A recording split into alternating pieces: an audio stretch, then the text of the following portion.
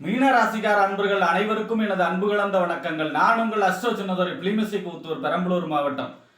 மீனராசி மார்கழி மாத பலன் 2025 நிகழும் மங்களகரமான விஸ்வாவசு வருடம் தமிழ் மாதங்களில் 9வது மாதம் மார்கழி மாதம். மீனராசிக்காரர்களுக்கு எப்படிப்பட்ட கிரக நிலைகள் இருக்கிறது, அதனால் என்ன பலன்கள் ஏற்படும், இந்த மாதம் செய்யக்கூடிய வழிபாடுகள் என்ன, பரிகாரங்கள் என்ன என்பதையெல்லாம் பற்றி இந்த காணொலியிலே பார்ப்போம். இதுபோன்ற தொடர்ந்து தமிழ் மாத ராசி பலன்களை தெரிந்து கொள்ளவும், ஜோதிட தகவல்களை தெரிந்து கொள்ளவும் நமது சேனல் அஸ்ட்ரோ சின்னதுரை சப்ஸ்கிரைப் செய்து கொள்ளுங்க, லைக் பண்ணுங்க, நண்பர்களுக்கு ஷேர் பண்ணுங்க. அதாவது பாத்தீங்கன்னா சூரியன் தனுசு ராசியில சஞ்சரிக்கக்கூடிய காலம் தான் மார்கழி மாசம். இந்த மார்கழி மாசத்தை பத்தி பகவான் ஸ்ரீகிருஷ்ணர் என்ன சொல்றாரு அப்படின்னா, மாதங்களிலே நான் மார்கழிங்கிறார். 11 மாசத்தையும் ஒதுக்கிவிட்டு ஏன் மார்கழி மாசத்தை இவ்வளவு சிறப்பா பகவான் ஸ்ரீகிருஷ்ணரே சொல்றாரு அப்படின்னா, பொதுவா தட்சநாயனம் உத்தராயணம்னு 2 இருக்கு.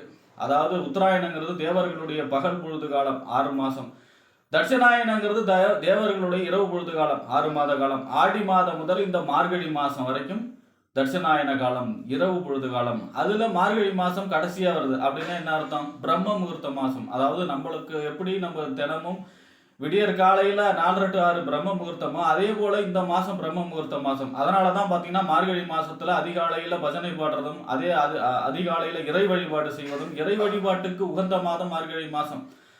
அப்ப இந்த மார்கழி மாசங்கிறது அதிகாலையில தேவர்களுடைய பிரம்ம முகூர்த்த மாதத்திலே நம்மளுடைய பிரம்ம முகூர்த்த காலத்தில் எழுந்திருச்சு அவரவர் இஷ்ட தெய்வங்களை வேண்டுதல் வச்சு, எந்த வேண்டுதல் வச்சாலும் வழிபாடு செய்யும் பொழுது அந்த வேண்டுதலில் இந்த மாசம் விரைவாக நடக்கும். லா ஆஃப் அட்ராக்ஷன் சீக்கிரமா வேலை செய்யும், ஈர்ப்பு விதி செயல்படக்கூடிய மாதம். ஆக இந்த மாசங்கிறது இறை வழிபாட்டுக்குள்ள மாதம். அதிகாலையில பிரம்ம முகூர்த்தத்தில் எழுந்திருச்சு அவரவர் இஷ்ட தெய்வத்தை இந்த மாதம் வேண்டுதல், என்ன வேண்டுதல் வச்சாலும் சரி, அந்த வேண்டுதல் இந்த மாதம் முடிவதற்குள்ளே நடக்கக்கூடிய மாதம் அவ்வளவு சிறப்பு வாய்ந்த மாதம் இந்த மார்கழி மாசம். அதனாலதான் பகவான் ஸ்ரீகிருஷ்ணர் அப்படி சொல்றார். இந்த மார்கழி மாசம் 4ஆம் தேதி ஆஞ்சநேயர் ஜெயந்தி. அதாவது அன்றைய தினம் ஆஞ்சநேயரை வழிபாடு செய்ய வேண்டும். ஆஞ்சநேயரை வழிபாடு செய்வதால் என்ன பலன் ஏற்படும், நமக்கு ஏற்படக்கூடிய சனி தோஷம், 7 சனி, அஷ்டம சனி, அர்த்தாஷ்டம சனி, கண்டக சனி, சனி திசை, சனி புத்தி, இந்த மாதிரியான சனியால் ஏற்படக்கூடிய பாதிப்புகள் குறையும். அப்ப மீனராசியை பொறுத்த வரைக்கும் ஜென்ம சனி, உடல்லே சனி இருக்கார். அப்ப கண்டிப்பாக ஆஞ்சநேயர் வழிபாடு செய்ய வேண்டும். அதே போல ஆஞ்சநேயர் வழிபாடு செய்யும் பொழுது நம்மளை விட்டு தீய சக்திகள்லாம் விலகும், பிளாக் மேஜிக்லாம் வேலை செய்யாது ஆஞ்சநேயர் வழிபாடு செய்யும் பொழுது. அப்ப அன்றைய தினம் 4ஆம் தேதி ஆஞ்சநேயர் வழிபாடு செய்ய வேண்டும், ஆஞ்சநேயர் ஜெயந்தி அன்று. அடுத்ததா இந்த மாசம் உபய மாசம், மார்கழி மாசங்கிறது உபய மாசமா இருக்கிறதுனால இந்த மாசம் கிரக பிரவேசம், கிரக ஆரம்பம், வீடு கட்டுறது, மனை கொள்றது, வாசல் கால் வைக்கிறது, இந்த மாதிரியான வேலைகள், வீடு சம்பந்தமான எந்த வேலைகளும் செய்யக்கூடாது இந்த மாசம் மார்கழி மாசம். அடுத்ததா பாத்தீங்கன்னா இந்த மார்கழி மாசம் 15ஆம் நாள் சர்வ முக்கோடி வைகுண்ட ஏகாதசி, அதாவது சொர்க்கவாசல் திறப்பு. அன்றைய தினம் பெருமாள் கோயிலிலே பரமபத வாசல் கடப்பவருக்கு இம்மையிலும் சொர்க்கம் கிடைக்கும், மறுமையிலும் சொர்க்கம் கிடைக்கும்.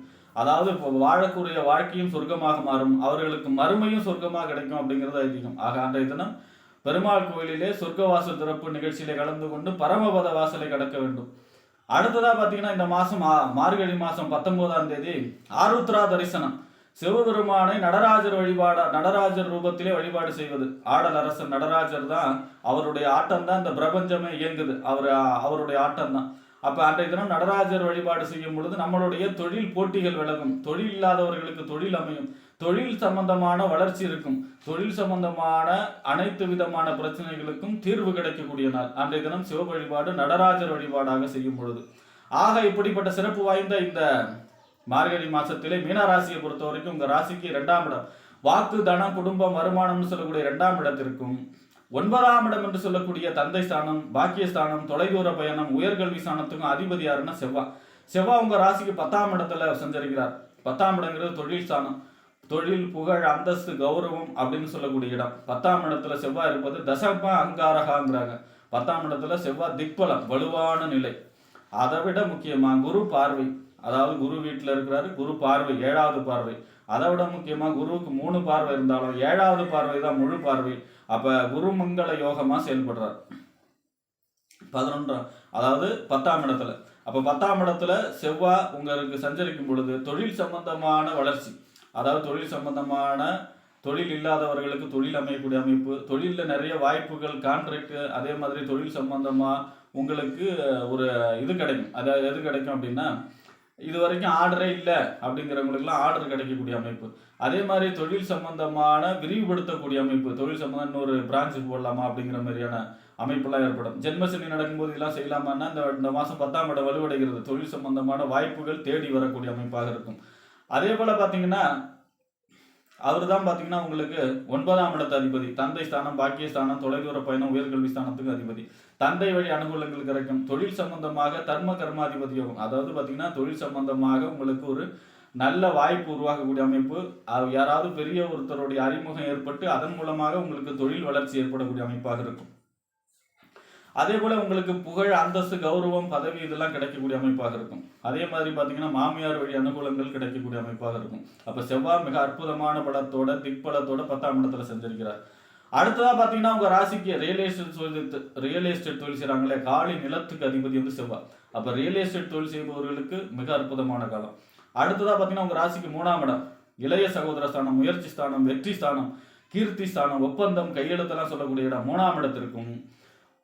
8ஆம் இடம் அதாவது மறைவு ஸ்தானத்துக்கும் அதிபதி யாரு அப்படின்னா சுக்கிரன் உங்க ராசிக்கு 9ஆம் இடத்துல சஞ்சரிக்கிறார். ஆனா 5ஆம் தேதி வரை தான் சஞ்சரிக்கிறார். பிறகு அவரும் பாத்தீங்கன்னா 10ஆம் இடத்துல தான் குரு பார்வையோடு சஞ்சரிக்கிறார்.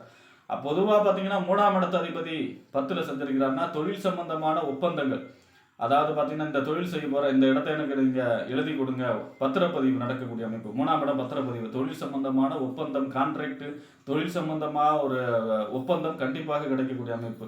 அதே மாதிரி இளைய சகோதர வழி அனுகூலங்கள், அவர்கள் வழியாக உதவி கிடைக்கக்கூடிய அமைப்பு. 8ஆம் இடத்து அதிபதியும் அவர் தான் இருக்கிறதுனால போட்டி, அதாவது தொழில் வளர்ச்சியை பார்த்து மற்றவர்களுடைய போட்டி பொறாமைகளும் ஏற்படக்கூடிய அமைப்பாக இருக்கும். அடுத்ததா பாத்தீங்கன்னா உங்க ராசிக்கு 4ஆம் இடம், வீடு, வண்டி, வாகனம், மனை, தாயார், சொத்து, சுகஸ்தானத்துக்கு அதிபதியும். 7ஆம் இடம் என்று சொல்லக்கூடிய வாழ்க்கை துணை ஸ்தானம், கணவன் அல்லது மனைவி ஸ்தானம், நண்பர்கள் ஸ்தானம், கூட்டு தொழில், சமூகம், வாடிக்கையாளர்களை சொல்லக்கூடிய இடம். இந்த 4க்கும் 7க்கும் அதிபதி யாருன்னா புதன் உங்க ராசிக்கு 9ஆம் இடத்துல சஞ்சரிக்கிறார். 14ஆம் தேதி வரை பாக்கியஸ்தானத்துல சஞ்சரிக்கிறார். அப்ப பாத்தீங்கன்னா 4ஆம் இடத்து அதிபதி 9ல சஞ்சரிக்கிறார் அப்படிங்கும்போது யோகம், வாகனத்தை தொழிலாக செய்பவர்களுக்கு யோகம். அதே மாதிரி பாத்தீங்கன்னா வாகனம் வாங்கக்கூடிய அமைப்பு. அதே போல நிலம் இட சம்பந்தமான தொழில் செய்யறாங்க இல்லையா, ரியல் எஸ்டேட் தொழில் செய்யறாங்க இல்லையா, அவங்களுக்குலாம் யோகமான காலம். தாய் வழி அவங்களுடைய உதவிகள் கிடைக்கக்கூடிய அமைப்பு. உறவினர்கள் மூலம் நன்மைகள் ஏற்படக்கூடிய அமைப்பு. 7ஆம் இடத்து அதிபதி 9ல இருக்கார் அப்படின்னா வாழ்க்கை துணை வழியாக உங்களுக்கு உதவி கிடைக்கக்கூடிய அமைப்பு, நன்மை கிடைக்கக்கூடிய அமைப்பு. அதே போல பாத்தீங்கன்னா நண்பர்கள் மூலமாக நன்மை கிடைக்கக்கூடிய அமைப்பு, உதவி கிடைக்கக்கூடிய அமைப்பு. கூட்டு தொழிலே லாபம் ஏற்படக்கூடிய அமைப்பு. தொழிலிலே உங்களுக்கு வாடிக்கையாளர்கள் பெருகக்கூடிய அமைப்பு. ஏன்னா 7ஆம் இடம் வாடிக்கையாளர் ஸ்தானம். அப்ப தொழிலிலே வாடிக்கையாளர் பெருகக்கூடிய அமைப்பு. 14ஆம் தேதிக்கு அப்புறம் பாத்தீங்கன்னா அவரும் உங்க ராசிக்கு 10ஆம் இடத்துல செஞ்சிருக்கிறார் குரு பார்வையோட. 4ஆம் அதிபதி 10ல சஞ்சரிக்கிறார். அடுத்து 7ஆம் இடத்து அதிபதி 10ல சஞ்சரிக்கிறார். 10ஆம் இடம் மாமியார், 7ஆம் இடம் மனைவி. மனைவி மாமியார் வழியாக உங்களுக்கு அனுகூலங்கள், அவர் வழியாக உதவிகள் கிடைக்கக்கூடிய அமைப்பாகவே இருக்கிறது. புதனும் உங்களுக்கு மிகச்சிறப்பான பலனை தர இருக்கிறார். அடுத்ததா பாத்தீங்கன்னா உங்க ராசிக்கு 6ஆம் இடம், அதாவது நோய், எதிரி, வம்பு, வழக்கு, கடன், உத்தியோகஸ்தானம். 6ஆம் இடத்துக்கு அதிபதி சூரியன், அவரும் 10ஆம் இடத்திலே குரு பார்வையோடு செஞ்சிருக்கிறார் இந்த மாதம் முழுவதும். 6ஆம் இடம் வேலை, 10ஆம் இடம் தொழில். அப்ப வேலை தொழில் சம்பந்தமான வளர்ச்சி, அதுல அரசு சம்பந்தமான திட்டங்கள் எதிர்பார்த்தவர்களுக்கு அது தடையில்லாமல் கிடைக்கக்கூடிய அமைப்பு. பதவி உயர்வு, வேலை கிடையில்லாதவர்களுக்கு வேலை கிடைக்கக்கூடிய அமைப்பு. இந்த மாதிரியான யோக பலனை சொல்லலாம். அதோட முக்கியமா சூரியனும் 10ஆம் இடத்துல திக்பலம் அடைவார். 10ஆம் இடத்துல சூரியன் திக்பலம் அடைகிறார், வலுவாடு நிலை அடைகிறார். அதுவும் குரு பார்வையோட இருக்கிறார், குரு வீட்டுல இருக்கிறார். அப்படிங்கும் பொழுது வேலை தொழில் இது சம்பந்தமான வளர்ச்சியை கொடுக்கக்கூடிய மாதமா இந்த மார்கழி மாதம் மீனராசிக்காரர்களுக்கு அமையும். சரி, மீனராசிக்கு ஜென்மசனி நடக்குது அப்படின்னா கூட 10ஆம் இடத்து இந்த மாதம் பார்த்தீங்கன்னா 10ஆம் இடத்துல சூரியன், 10ஆம் இடத்துல செவ்வாய், 10ஆம் இடத்துல புதன், 10ஆம் இடத்துல சுக்கிரன், அதை விட குரு பார்வை 7வது பார்வையோடு அமைகிறதுனால 10ஆம் இடம் வலுவடைகிறதுனால தொழில் சம்பந்தமான வளர்ச்சிகள், உத்தியோகம், வேலை இல்லாதவர்களுக்கு வேலை கிடைக்கக்கூடிய அமைப்பு, பதவி உயர்வு கிடைக்கக்கூடிய அமைப்பு. இந்த உங்களுக்கு நீங்க இருக்கிற இடத்தை அனுசரித்து உங்களுக்கு ஒரு பதவியோ பொறுப்போ, உங்களுக்கு புகழ், அந்தஸ்து, கௌரவம் எல்லாம் உயரக்கூடிய அமைப்பு. இந்த மாதிரியான அமைப்பு, அதாவது தொழில் சம்பந்தமான, உத்தியோகம் சம்பந்தமான, உங்களுக்கு பதவி சம்பந்தமான யோகங்களை இந்த மாதம் கொடுக்கக்கூடிய அமைப்பாகவே மீனராசிக்காரர்களுக்கு இந்த மார்கழி மாதம் அமையும் என்று கூறி விடைபெறுகிறேன். நன்றி, வணக்கம்.